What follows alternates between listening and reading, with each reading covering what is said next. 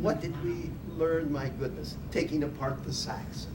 Other things like, I can remember. 4th of July cannon. 4th of July cannon. A block of wood, machined a gun barrel, put a little hole for the priming and back, put this wood block in the vise. You put gunpowder. And he went to a machine shop and had that barrel put together for Yeah, me. yeah. Put gunpowder down the barrel, put in some paper wadding, then pour some gunpowder in the little priming hole, and you have 2 nails there, and you have a wire coming from a switch back at the other side of the barn. And the whole thing was set up in the vise that was outdoors.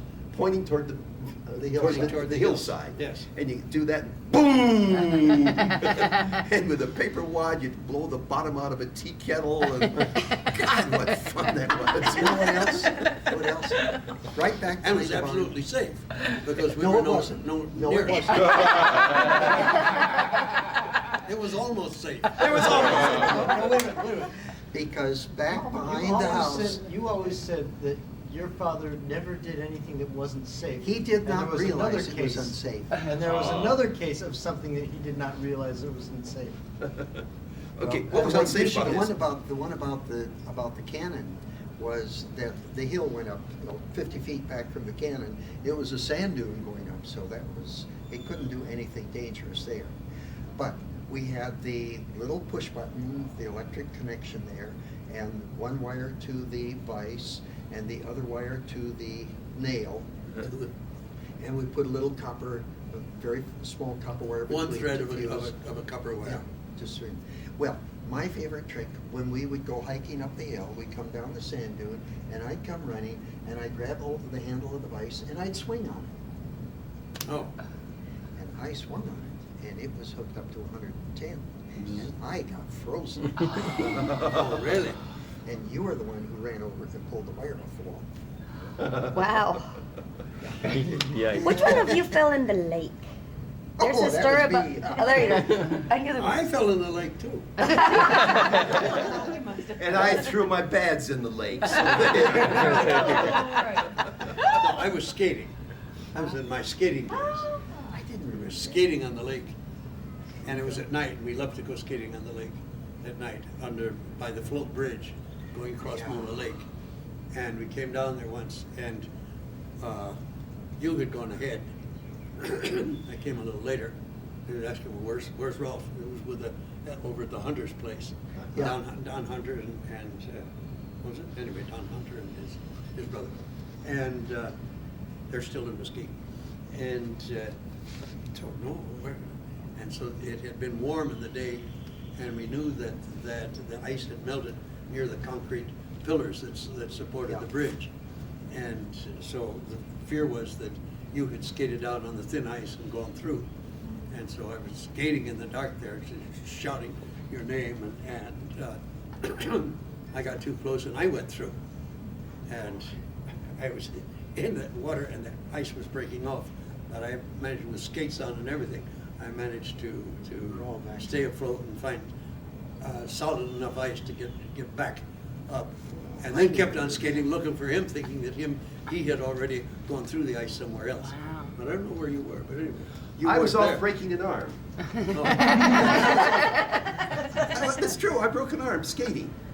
Moody was staying there someplace, and I skated right up and slid into her and knocked her down. She broke her arm. Oh no! Your owner, you were I was her. using Woody's Oh arm. my It God! wasn't at that time.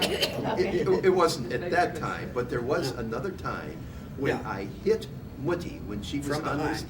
skates, and she fell down and broke her arm. Yep, Yeah. that's right. And boy, she really had our attention for some weeks afterward while she had that cast. We really respected her. How did you Going feel back- about that? That must have been on your It son- bothered son me, impact. sure. I was sorry. How old I, were you? Yeah. Ish. 6, 7, Yeah. something like that. You know, I wanted very much when I was young to be good. Now, these two may throw up at this next door. But I wanted all my life, parents say, be good, do the right thing, and I wanted to do the right thing. And one of the things that I didn't like was oatmeal. God, oatmeal. And this guy, would cook the oatmeal the night before on the wood stove Put it on, of yeah. Pop. While the wood stove was still hot, they cooked the oatmeal, and then the next morning, when you'd make a new wood fire in the stove, you wouldn't have to wait for it to get hot enough to boil the water for oatmeal. All you had to do was get it warm enough to heat last night's oatmeal. This little And he cantankerous loved thing. it, and I hated it. And I hated him because he would ask for seconds. And I hated having to wash the old oatmeal pots every night, because every evening. Had to wash the dishes, and I could wash all the dishes, but the gooey oatmeal pot was one of that. But Anyway, but the pot had to be washed and ready for making next morning's oatmeal. This was- And the one crisis would be about once every 2 or 3 months, where the oatmeal had been made and they forgot to put the salt in it. And it tasted so terrible without salt in it that we wouldn't eat. No, actually, this is the oatmeal story from later in life. But early in life, I didn't like to eat my breakfast. And Mutti would make me sit there until I ate my breakfast. And then she'd say, well, you know, in the end, you are going to sit there and eat it. Why don't you just go ahead and eat in the beginning? Why sit there and sit there and sit there? And finally, one day, I ate my oatmeal, just like that. She brought it, and I ate my oatmeal, just like that. And I forget what else it was I did, just like that. And she was so surprised. Rolfie, why are you, what's happened to you? And I said, well, I threw my bags away. What do you mean you threw your bags away? I put them in a cardboard box, and I went down to the Mona Lake, to the pier of other people, and off the end of the pier, I just threw the box full of bags into Mona Lake. So I've thrown all my bags away. That's great. Does that work? It worked. Try it again, though. It's too far to go back to the lake. But going back to the good things about Frank, our father, and you just said you had told Moody how good you felt of the things he had taught us. He absolutely wanted to be a good father. Sit up straight, hold your fork, don't have a stranglehold on your fork. Guy, did you say guy? Eat with your mouth closed. Yeah. And he Keep al- your elbows off the table. Yeah. If your elbow was on the table, you'd got. Yeah, in the spine, if you didn't sit right, his knuckles, can you remember his Oh, knuckles? I How sure you were do. doing? I sure do. Okay, Sits and right. grammar, he was Oh, perfect. very insistent on our using proper grammar. So that was one thing. And of course, mechanical, we always talked mechanical engineering. Every meal was talking mechanical engineering. And then And he stopped was an saying- encyclopedia. Yeah. And I remember a conversation once about, the telephone poles out there, how, when they put them up, they have to dig a hole 6 feet deep. And you knew how deep the holes had to be dug for putting in the lighting poles. And then the wiring on the poles, we'd be driving down the highway and he'd point out, now, you watch those wires, the high tension ones, watch those wires, and you go about half a mile, and then the right-hand wire gets crossed over to the other side and switched. And things that, never, Don't but understand he everything. kept pointing out all these things. And when I was in first grade in Michigan City, and we lived, to get to school, we had to cross the main railway track that went from Chicago to Detroit to New York. And there had been a railway accident, and a freight train had a hot box, and the train jackknifed and flopped over. And he got it going early and get out there to watch, and with an explanation of how the railway wrecking crew would lift up these cars and put them back on the tracks, and how they would first put a truck on the track, and the truck is the 4 wheels that go under the front end and the back end of the train. Lift it up, and there was a pin that would go through, and lift it up, and then a worker would hold the pin, and then the operator would let the car down until the pin was in place in the other. And so I got to school 2 hours late, and the teacher was furious. And he said, but they learned a lot more there than they would ever learn. That the teacher didn't accept that. But that was his idea. You don't have a railway wreck every day. The Hope week, not, here's a anyway. chance to see some real Engineering. Engineering, yeah. Every meal, the discussion was engineering, laws of physics, and things of that nature. And then he'd stop and he'd say, "We've got to talk about something that your mother's interested in." For 4 minutes, we'd get off on that and get back to engineering. But not all was lost, because Winty told the story about how sometimes she was with someone and riding their car and it chugged Driving across along. the and- country in a Packard, going from San Francisco back to the East Coast in the first year or second year of the war, something like that. It was during World War II. And the Packard car, the engine started acting up. And Winty said, "It's a bad condenser." She didn't know physically a condenser from, well, maybe a condenser from a radiator cap, but not much more than that. But all the time, when she would travel with him, and something would be going wrong with the car, he would say, "Hear that?" And she would hear. And he'd say, "That's a condenser, that's a spark plug, or that's a valve." And so she knew the sound. They pulled into a little town and to get it fixed. And the mechanic came out and listened. "Well, got to put new points in." And what he'd said, "Well, I think it's a bad condenser." So they put points in, it didn't work. They tried something else that didn't work. Bad coil, didn't work. And finally, he put a condenser in. Yes, it was a bad condenser.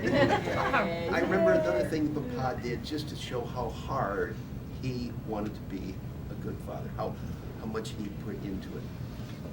We lived in the country, and the garbage collection was, you dig a hole, a pit in the ground, and you pour the garbage in there and then throw in a little bit of sand so the flies don't get to it. And when that That was called composting. and when Except that, nobody knew the word composting, right? Yeah. The word hadn't been invented yet. and when you had filled that hole, then you'd move over and dig another one. And for my birthday, I can remember, we were starting a new hole. And there was a post in the ground with Oh, a pin yes. in it, and one mast A up boom. like this, a boom out like that, and the block pulley of system. tackle, and the With- pulley with- system, with and a double- little chair. double pulleys here and double pulleys there, and then the rope was all linked And the together. little drum with a handle. And then a little hand drum with a ratchet on it. Yeah. Made, I think the drum was made out of a milk can or something Yeah. like that, a condensed milk can, which had been all carefully soldered together, and then you could So wind the it up, idea was and one you could- person would get down in the pit and with a shovel fill a bucket, and the other one sitting up there would crank it up like this, And then crank swing up it around. and swing it around and dump it. Woo! For your birthday. Yay! Well, there's another part of that story. Once we got the hole done, of course, this was sand country, it was all sand. Just a little bit of topsoil with a bit of grass on top of it. And so we, with that, we were able to make a rather large hole. And we were having trouble, having to look after Normie so that he wouldn't run out in the street and so forth. And so the solution was take all the toys and throw them in the hole and put them in And I'd be down there playing with my toys, and pretty soon realize I'd been left while they'd gone back to Lake Michigan or something. Another example of what our father did, he wanted us to learn a little something about business. And he'd make business trips to Chicago. We were living in Muskegon at this time. And there was a wholesale bicycle supply company called Chicago Chicago Cycle Cycle Supply. And he got us a dealership so that we could buy wholesale bicycle parts from Chicago Cycle Supply. And we had a regular catalog and order forms. Now, I think we only sold one new bicycle, I'm not quite sure. But one of the great things in those days was for headlights, we had carbide. You buy calcium, Acetylene, yeah. acetylene. You buy calcium carbide stone, rock, put it in the little container, and then fill the water, and you'd turn on the drip. And as the water would drip into calcium carbide, this would make acetylene gas, and you'd light that, and you had an acetylene headlamp, which really put out a good light. And Like I a don't- miner's light. Yeah, and I can remember some boy coming out from town, from Muskegon Heights, on his bicycle, and I demonstrated this light to him, and he bought it, and I was so pleased. And when Papa came home, I told him about how I had sold this acetylene headlight, and he said, "Where's the money?" And I said, "Oh, well, he didn't pay me. He promised me that he would come back and pay me." I never saw the boy again. I learned at a fairly young age a little something about trust in business. It was an interesting experience. But that was our... What about But this we book? ran a shop. We did bicycle repairs for Sure. all All the the kids in the neighbors. neighborhood. Yeah. How old were you guys when you were doing this? My first Well, bicycle, How remember old you was- got the little 20-inch bike from the boy whose father, their parents were bootleggers, Derby. Bob Derby. What? And the bicycle was apart, and you brought it home. I was not in school yet, and you popped and you helped me put that together, and that was my first bicycle. Our first bicycle was when we were still in Dunedin Beach, and it was wintertime, but we got 2 bicycles for Christmas, and the bicycles were under the Christmas tree, and then newspapers were spread, and those bicycles could not be taken outdoors to be tried until they had been completely taken apart. The front forks, the Head cones. the head cones, the cranks, the Wheel pedals, bearings. everything taken apart, and then cleaned and greased and put back together. And then from there on, they're yours and you take care of them. And then we could play with our bicycles. But first, we had to know what Now, made it work. I was not And that, from that point on, we were able to take care of the neighbor kids' bikes, and we made money. There you go. I was not that lucky. Not all my presents ended up under the Christmas tree. Pop was doing some consulting work for for Mack Truck. When they went to the pneumatic tires, and a Mack truck could do more than 10 miles an hour, it got going fast enough that the radiators on the side, the aerodynamics were such that air would not go through the radiators and the things were overheating. And Pop did consulting work for them on that. I never knew that. Yeah, and came Christmas The time. Bulldog, that was called the Mack The Bulldog, Mack Bulldog. Yeah. And came Christmas time. and a chain drive. Yeah.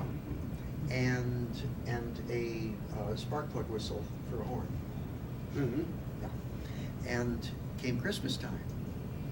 And Santa Claus brought a present for me, but he told my parents that he couldn't get it down the chimney.